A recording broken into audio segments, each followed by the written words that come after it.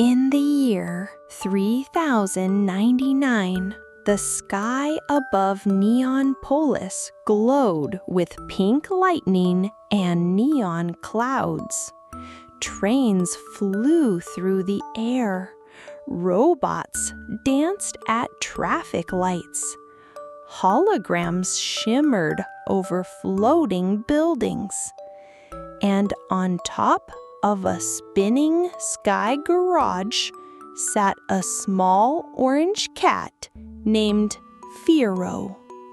He tightened his goggles and smiled. Another perfect day for a fast ride. Firo wasn't an ordinary cat. He was a certified SkyTrain pilot. His electric train, the Lightning-Whissker Express, was the fastest in the city. Its silver blue body sparkled with bolt-shaped lights, and it could zoom through magnet tunnels or fly like a rocket when needed. But just as he hopped into the driver's seat, an emergency signal lit up his console. Warning: unauthorized energy detected in Sector Shadowline. Suspected activity, code black. Firo's fur stood on end. Code black? The name made him shiver. Not again! I have to stop him before he crashes the whole city. But Firo knew even the fastest cat couldn't face danger alone. Firo pressed 3 paw prints on his whisker band, and 3 glowing images appeared. Bonnie popped into view first. A robotic cat with glassy wings and turbo boosters on her paws. Firo, long time no see. Need backup? Next came Gazzy, a puffy gray cat from Mars. He floated upside down, giggling. I was just building a zero-gravity pizza, but okay, adventure first. Last was Chapper, a silent black cat with glowing blue stripes. He lived in the underground tunnels and knew every shadow. He didn't speak, just gave a slow nod.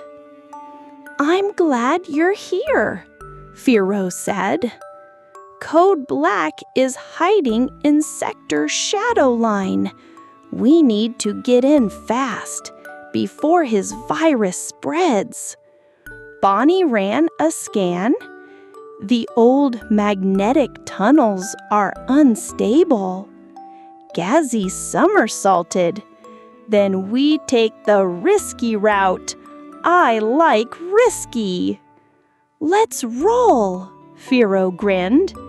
They jumped into the Lightning-Whissker. Firo piloted. Bonnie scanned signals. Gazzy floated in the back, upside down as usual. Chapper stayed near the exit, watching the dark grow. They sped toward the unknown. As the team entered Shadowline, the lights dimmed. The train's glowing blue rails began to flicker. This place is full of static, Bonnie muttered. I'm losing signal. Suddenly, a loud boom shook the tunnel. The train screeched to a stop. Electric sparks flew. A wall of pulsing magnetic energy appeared ahead. We're caught in an electromagnetic trap, shouted Firo. Gazzy tried floating through it, but was slammed back. Ow! Nope, that's one spicy wall. Bonnie accessed the emergency toolkit. Give me 30 seconds. But Chapper was already gone. Silent as smoke, he slinked into the shadows. Seconds later, a hidden panel opened beside the track. "Through here," he whispered. The team followed Chapper into a side tunnel filled with glowing wires. Bonnie hacked the control panel. Gazzy reversed the gravity in a hallway, flipping them up into a ventilation shaft. Firo reached the final switch. With a spark and a zap, the trap shut off. The path was clear. Firo took a deep breath. "We keep going. Code Black is ahead." And this time, they were ready. The train raced into the heart of the sector, a dome of floating debris and flickering lights.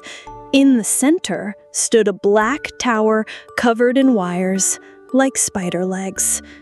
Inside was Code Black. Once, he was a house cat named Comet. But after a failed experiment, his mind merged with a corrupted AI. Now he was part machine, part nightmare, seeking control of the city's power core. On a huge screen, Code Black's robotic face grinned. "Ah, Firo, you're just in time to witness my victory." "We're shutting you down," Firo growled. "But why fight me?" Code Black said smoothly. "Join me. You'll have speed beyond dreams, control every rail line in the world." Firo hesitated. The temptation buzzed in his ears. Bonnie placed a paw on his shoulder. "You're already the fastest, but more than that, you're the kindest." Firo smiled. "Thanks, Bonnie." Suddenly, alarms blared. Code Black launched attack drones. Swarms of metal wings zoomed at them. Gazzy floated up, flipping switches. Anti-drone mode on. Chapper spun into action, using shadows like shields. Bonnie hacked into Code Black's system from the train. Firo drove straight toward the tower, through fire, static, and code storms. They weren't just cats. They were a team. The Lightning-Whissker crashed into the base of the tower. Sparks flew, glass shattered. Inside, the power core pulsed, a giant blue crystal surrounded by swirling virus code. Bonnie reached the mainframe. "I can stop him, but I need time." "On it!" Firo said. Chapper leapt across wires, slicing control panels with his sharp claws. Gazzy floated into the air and reversed gravity, lifting Code Black off the floor. "Now, Bonnie!" Firo shouted. Bonnie pressed a glowing button. A golden firewall erupted, burning the virus code away. Code Black screamed, his form shaking. Firo jumped into the air, landed on the crystal, and plugged in his whisker band. "Override! Light Protocol 99!" A blinding light shot out. The virus exploded into harmless sparks. The tower collapsed, and the city was safe. Back at the central station, crowds of cats, robots, and children cheered. "Firo! Bonnie! Gazzy! Chapper!" They waved as confetti floated down. Mayor Meowlin placed a medal around Firo's neck. "You didn't just save Neon Polis, but you reminded us what real courage looks like." Firo blushed under his orange fur. Later that night, as the stars twinkled above, Firo sat beside the Lightning-Whissker, polishing it lovingly. Bonnie sat beside him. "You could have joined Code Black, you know. Maybe. But then I wouldn't be here, with my friends, my team, my city." Just then, a tiny kitten walked up. "Mr. Firo, do you think I could drive a SkyTrain one day?" Firo smiled. "Of course. Start with little things.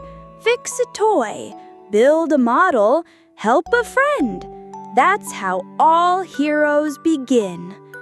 And in the distance, the neon sky whispered, "Not the fastest, not the strongest, but the bravest heart always leads the way."